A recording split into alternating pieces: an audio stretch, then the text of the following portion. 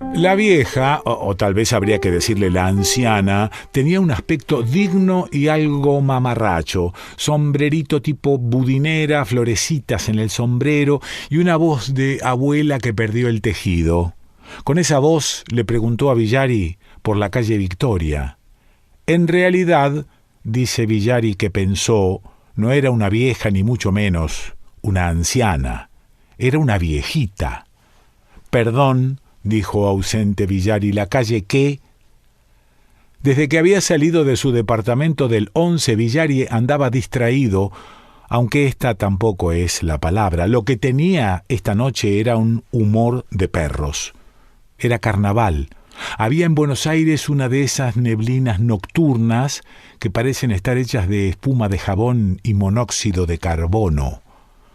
Un rato antes había estado mirando en la plaza el mausoleo horrendo de Rivadavia y había sentido que Buenos Aires es una ciudad imposible. Me describió a unas lamentables mascaritas que se arrastraban por la recoba. Me dijo que había pensado en Ezequiel Martínez Estrada. Villari no tenía ningún pudor en confesar que miraba la realidad a través de sus lecturas. ¿Cómo puede ser, me dijo, cómo puede ser que el viejo haya escrito esa estupidez espantosa sobre el mausoleo? Yo reconocí que ignoraba ese texto erróneo y me resigné a que me lo recitara. Demasiadas veces he comprobado que la memoria de Villari es prodigiosa y textual. La conversación derivó entonces hacia cauces más normales, lo que también es una manera de decir, ya que difícilmente se le puede llamar normal a lo que vivimos después. Victoria, había repetido la abuela, la calle Victoria al 2300. Como sabrás, me dijo Villari, la calle Victoria no existe. Se llamaba Victoria o de la Victoria, creo que a causa de las invasiones inglesas. Hoy se llama Hipólito Yrigoyen. Debe de hacer 100 años que se llama así. Yo le respondí que, en efecto, lo sabía. No le aclaré que sus ideas juveniles sobre el pasado remoto no coinciden necesariamente con mi experiencia.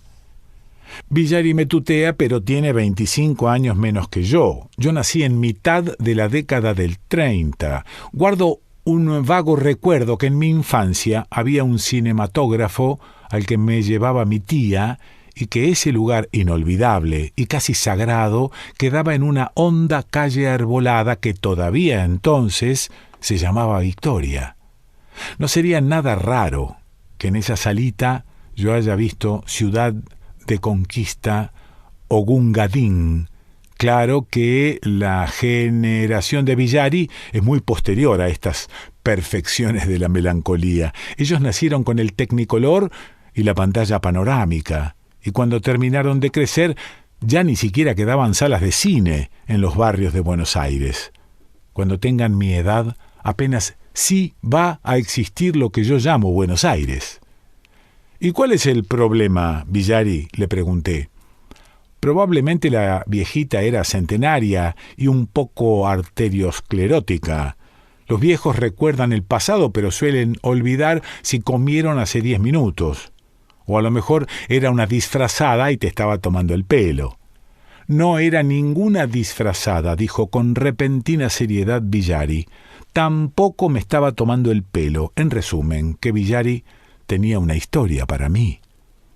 Me gustan mucho las historias de este muchacho. Nunca pasa nada en ellas, pero las cuenta con detalles realistas y sus acotaciones son bastante buenas. Ha leído en inglés a los escritores norteamericanos y trabaja en un diario. Eso fomenta, me parece a mí, su tendencia a suponer que cualquier cosa es interesante por el mero hecho de que haya sucedido. Y quizá tiene razón. De modo que lo invité a tomar un café en Las Violetas y le dije que me contara. La historia no era una típica historia de Villari, y esto, creo, era lo que lo desconcertaba a él mismo mientras la refería. Era una historia rara, imprecisa, que abundaba en vaguedades y rodeos. Volvió a insistir con las máscaras, con la neblina. Tenía, me dijo, y se corrigió, había tenido durante toda la noche, desde el instante mismo en que salió de su departamento, la sensación de estar en otra parte. Por supuesto, sí, ahí se veían los kioscos de Plaza Miserere, las putas de 15 años, sus cafillos de 20. Villari no tiene una idea piadosa de la realidad, debo escribirlo. Ahí estaban los salones bailables de la Recoba del 11, con sus chaqueños y sus coreanos y sus paraguayos, pero era como si estuvieran allí por compromiso. Y eran mucho menos que de costumbre, se veían borrosos a causa de la neblina, como superpuestos a las mascaritas. El carnaval en Buenos Aires es una cosa horrible, de acuerdo, pero un carnaval con dominós en la década del 90 es para desorientar a cualquiera. ¿Dominós? Y colombinas, dijo Villari. Dominós, colombinas y hasta pierrots. Ellos habían caminado una cuadra por Rivadavia hasta Alberti y doblaron hacia la derecha. En la esquina de Hipólito Yrigoyen, Villari le informó a la abuela que ahí tenía su calle. Ella lo miró con desconfianza, o tal vez con un vago temor, y dijo que no le parecía que esa fuera la calle Victoria. Él iba a contestarle que en realidad no lo era, que esa calle se llamaba Yrigoyen, pero según me confesó sintió dos cosas, un poco de lástima y al mismo tiempo algo que se parecía bastante al desconcierto de la vieja. Le preguntó a qué altura iba y ella se lo repitió. Eso quedaba 2 o 3 cuadras hacia el sur, me dijo Villari, y yo me sorprendí de la referencia astronómica, el sur. Villari no había dicho 2 o 3 cuadras hacia Congreso o hacia el centro, sino hacia el sur, como si sus palabras fueran derivando hacia el anacronismo, hacia un Buenos Aires más antiguo, que era precisamente lo que él había sentido mientras caminaron esas 2 o 3 cuadras, aunque la palabra sentir, decía Villari, incapaz de sobreponerse a las precisiones literarias, fuera un poco excesiva, porque no se trataba siquiera de un sentimiento, era una sensación como la de estar deslizándose por la noche hacia un lugar querible, remoto, pero no lo remoto en el espacio, no lejano de ese modo, y me miró. Como en los sueños, dije yo. No seas patético, dijo Villari. Los sueños no tienen nada que hacer acá. Tu generación sueña. Ustedes se pasaron la vida soñando y así les fue, en la vida y en los libros. Yo no sueño nunca. Eso no era un sueño. La viejita estaba ahí, a mi lado, de carne y hueso, con su sombrerito florido. Me llevaba del brazo y hablaba, no recuerdo de qué, pero sé que me hablaba y que parecía irse poniendo contenta a medida que nos acercábamos a la casa de los balcones.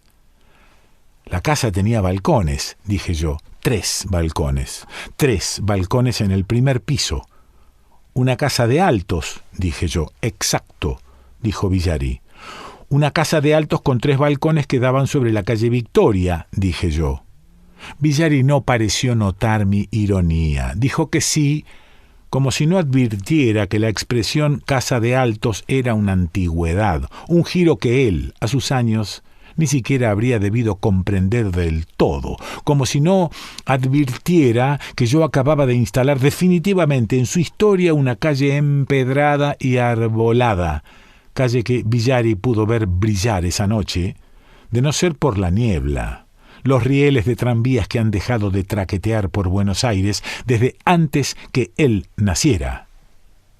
Lo alenté a hablar mientras pensaba que el muchacho no tenía una idea muy clara de lo que verdaderamente me estaba contando. Imaginé, por mi cuenta, los sonidos lejanos de unas matracas, las risas y la bulla apagada de un corso, y creo que me distraje demasiado en unas íntimas especulaciones sobre el romanticismo incurable de estos muchachos tan realistas, a la hora de extraviarse en ciertos atajos del tiempo y caer en el desacreditado mundo de los milagros. Cuando regresé de mí mismo, Villari ya estaba en uno de los balcones, conversando con una chica disfrazada de dama antigua que no podía tener más de 20 años. Detrás de ellos había un gran salón donde señoras mayores y caballeros de mostacho hablaban, supongo, de la guerra paraguayo-boliviana o del incendio de la Rambla de la Perla en Mar del Plata. Esto, naturalmente, no me lo contó Villari. Esto es un aporte personal. Para Villari, aquello era una anómala fiesta de disfraz en una noche anómala en una casa de Buenos Aires donde había una chica de ojos verdes, peinada con bandós, una chica que parecía ocuparlo todo. No es que fuera hermosa, me dijo con vehemencia Villari, era mucho más que eso. Te entiendo, le dije. Era algo así como la mujer que anduviste buscando siempre. Suele pasar unas 10 o 12 veces en la vida. Te habrá pasado a vos, que tenés como 100 años y sos un cínico, pero a mí es la primera vez que me pasó. ¿Y querés que te diga una cosa? Sé que fue también la última. Esa chica era mi chica.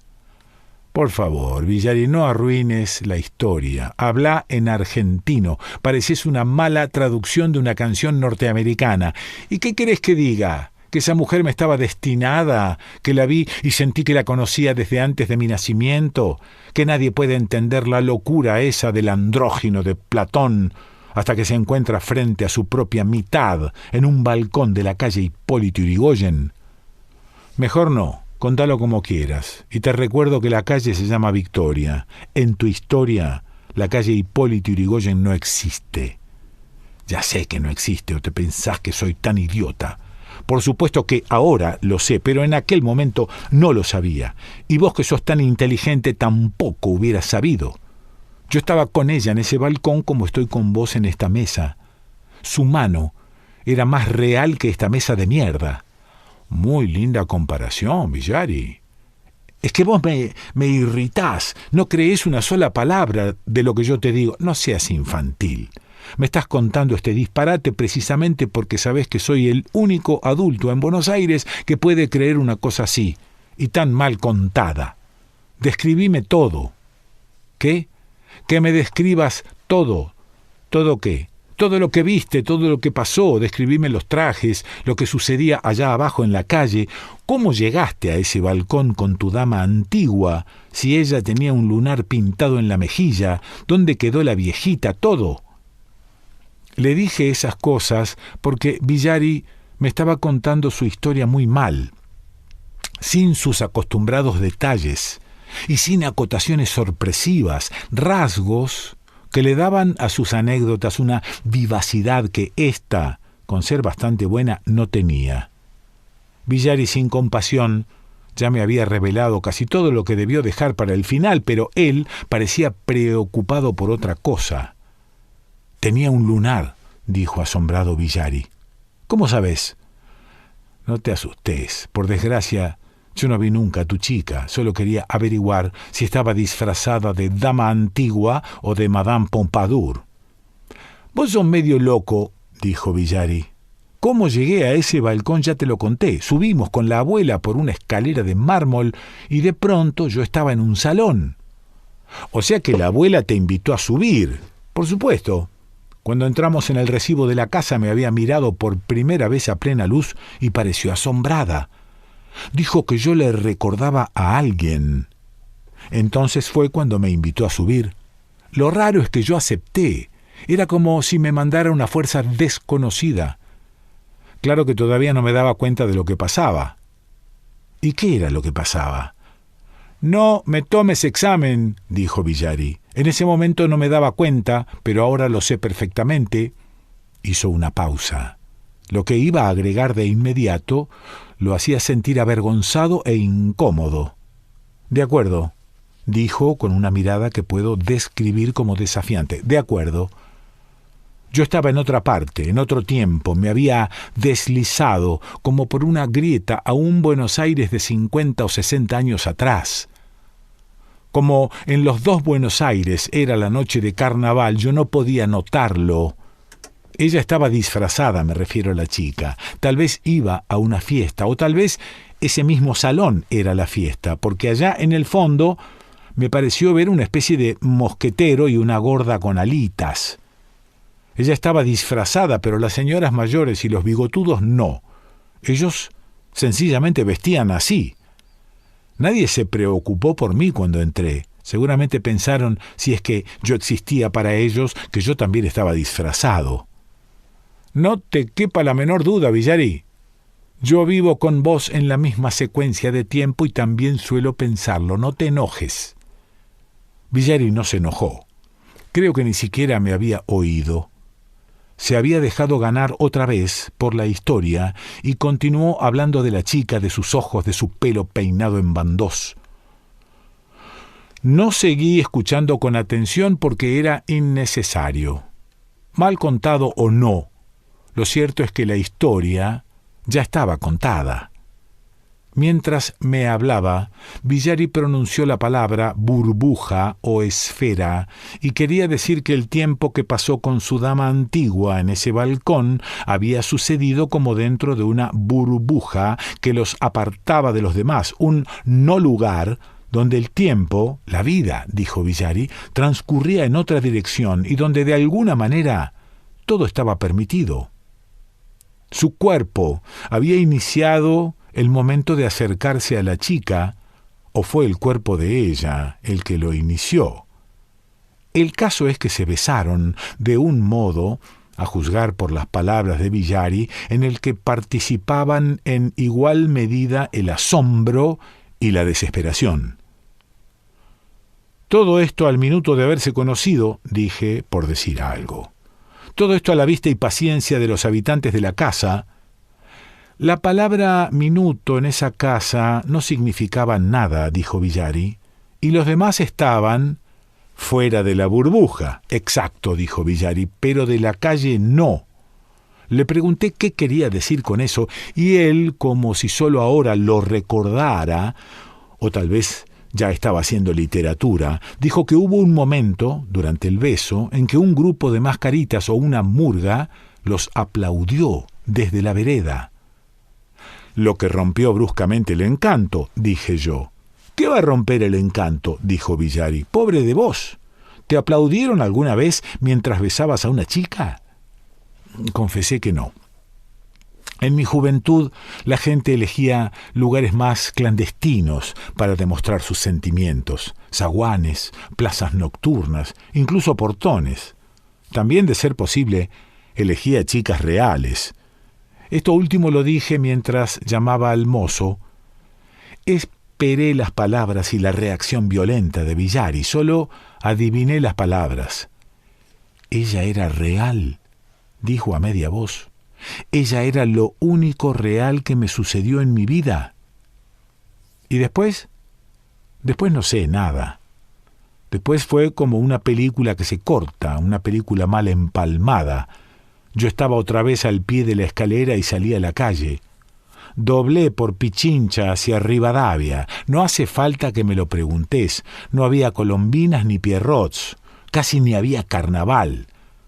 Buenos Aires era la misma porquería de siempre. Llegó la cuenta y Villari se empecinó en pagar. Una manera como cualquiera otra de probarme que su generación podía prescindir de la mía. Cuando salimos de las Violetas, le pregunté como al pasar si, mientras estuvieron en ese balcón, había vuelto a ver a la abuela en algún lugar de la casa. Él no dio muestras de oír mi pregunta, pero yo sabía que la abuela y la muchacha perfecta del balcón no pudieron estar juntas en ningún momento. Casi le digo que él no se había encontrado con su chica una sola vez en la vida, sino 2 veces. Y las 2 veces en la misma noche. Casi le digo que ella y la viejita eran la misma dama antigua. Y lo que es peor, que su dama antigua todavía andaba por Buenos Aires, vaya a saber dónde, pero en el mismo Buenos Aires que Villari, solo que octogenaria y ataviada con un sombrero tipo budinera. Él miró el reloj, me dio la mano y gritó que se le hacía tarde para el cierre del diario. Corrió detrás de un taxi y cuando abría la puerta del automóvil volvió la cabeza. ¿Qué me preguntaste? Le dije que nada. ¿Qué iba a decirle?